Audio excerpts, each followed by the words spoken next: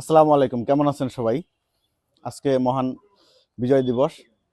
তো আমাদের যারা সহকর্মী আছে সকলে মিলে উদ্যোগ নিয়েছে যে অফিসে একটি ছোটোখাটো খাওয়া দাওয়ার আয়োজন করবে।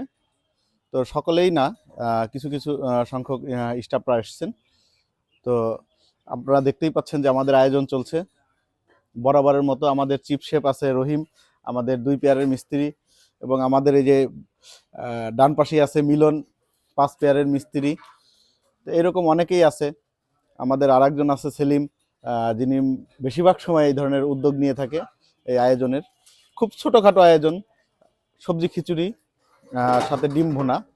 তো আমাদের পার হেড খরচ ধরা হয়েছে 70 টাকা করে। তো এই ধরনের প্রোগ্রাম মাঝে মধ্যেই কিন্তু সুযোগ পেলে করার চেষ্টা করে আমাদের যারা সহকর্মীরা আছে। এতে কি করে হয় যে আমাদের যে কর্মের চাঞ্চল্যতা সেটি ফেরত আসে এবং একঘেয়েমিটা কেটে যায়।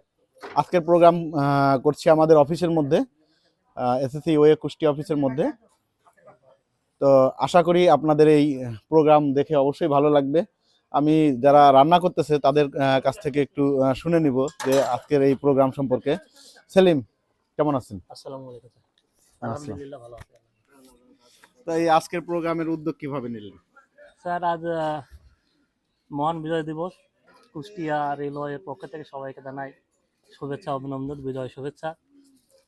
আসলে প্রথমত স্যার আমি গভীরভাবে স্মরণ করছি যারা যাদের এই আত্মত্যাগের বিনিময়ে আমরা এই বিজয় আজ উদযাপন করছি বা বিজয় পেয়েছি, স্বাধীনভাবে কথা বলতে পারছি, স্বাধীনভাবে চলতে পারছি, তাদের প্রতি আমার বিনয় শ্রদ্ধা। স্যার আমরা মূলত প্রতি বছরই স্যার আপনার তো জানেন স্যার, আপনি নিয়েই এবং আপনার কাছে অনুমতি নিয়ে আমরা প্রতি বছরই বিজয় দিবস অনুষ্ঠিত করি এই আমাদের অফিসে, কুষ্টিয়া অফিসে, পিডাব্লিউ অফিসে। এবারও গতবারে না, এবারও স্যার আমরা এই বিজয় দিবস অনুষ্ঠিত করছি এই কুষ্টিয়া অফিসে এবং সবার আমাদের কুষ্টিয়া সেকশনে যত গ্যাং আছে সকলের সমন্বয়ে। তো ইনশাআল্লাহ আশা করছি এবং তাদের রুহের মাগফিরাত কামনা করছি যাদের আত্মত্যাগের বিনিময়ে আমরা এই বিজয় দিবস পেয়েছি 16 ডিসেম্বর। আর ইনশাল্লাহ এই 16 ডিসেম্বর আজীবন অমিলন থাকবে, সবার মনের গাতে থাকবে, যাদের জন্যই আমরা এই বিজয় পেয়েছি এবং সবাই যাতে সেটা ধরে রাখতে পারে সেটাই আশা ব্যক্ত রাখে। আমি স্যারকে ধন্যবাদ। ধন্যবাদ সেলিমকে, অনেক সুন্দরভাবে কিন্তু গুছিয়ে বলছেন। আমাদের এখানে বরাবরই কিন্তু রান্না করে থাকেন আমাদের 2 পেয়ারের মিস্ত্রি রহিম। সে খুব ভালো রান্না করে। গতবারের পিকনিকের সমস্ত রান্নাই কিন্তু সে প্রধান শেফ ছিল। রহিম, আজকের আয়োজন স্যার আজকে মহান বিজয় দিবস উপলক্ষে 16 ডিসেম্বর, সেই উপলক্ষে আমরা স্যার আজকে সবাই একত্র হয়ে মহান দিবস পালন করতেছি। স্যার মহান বিজয় দিবস আমরা সেই হিসেবে রান্না করতেছি, 60 জন লোকের রান্না করতেছি এবং খিচুড়ি রান্না করছি, ডিম ভুনা করতেছি স্যার। এখন এই নিয়ে সবার এই আয়োজন করতেছি স্যার। ধন্যবাদ রহিমকে। এ পাশে আমাদের আরেকজন আছে মিলন, মিস্ত্রি 5 পেয়ার, কাজ করতেছে, ডিম সোলার কাজ করতেছে। তো মিলন, কেমন লাগতেছে? আসলাম, আজকে প্রোগ্রাম কেমন লাগছে? তো এই যে যে মাঝে মধ্যে আপনারা পিকনিক করেন, এর আগে একদিন করলেন, মানে আপনারা সময় পেলে যে এই যে পিকনিক করেন এর বা টুকটাক খাওয়া দাওয়ার আয়োজন করেন, সবাই একত্রিত হন, মানে এটা কেন করেন? স্যার এগুলো করি মানুষের জীবনে চলার পথে একসাথে সবাই মিলে পিকনিক করলে আনন্দ উৎসব হয় এবং শারীরিক সুস্থতা থাকে, এই জন্যই করি স্যার। এবং সবাই একসাথে একত্রিত হলে পারে সবাই মিলেমিশে আমরা যেন থাকতে পারি, সকলের জন্য দোয়া করি আল্লাহ তাআলার কাছে, এই তো স্যার। ধন্যবাদ মিলন মিস্ত্রিকে।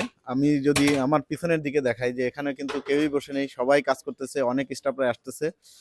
মূলত যারা আসেন ম্যাক্সিমামই ট্রেন ধরে আসেন, যার কারণে কিন্তু অনেকেই পৌঁছে সারতে পারে না, আবার অনেকে পৌঁছে গেছে। পিছনের দিকে যদি দেখাই তাহলে এখানেও কিন্তু অনেকে থাল বাটি ধুচ্ছে, আবার অনেকে রান্নার সাহায্য করছে, আবার অনেকেই কিন্তু গল্প গুজবেও মেতে উঠছে। তো এই ধরনের পরিবেশ কিন্তু আসলে এই কর্মক্ষেত্রের জন্য খুব ভালো।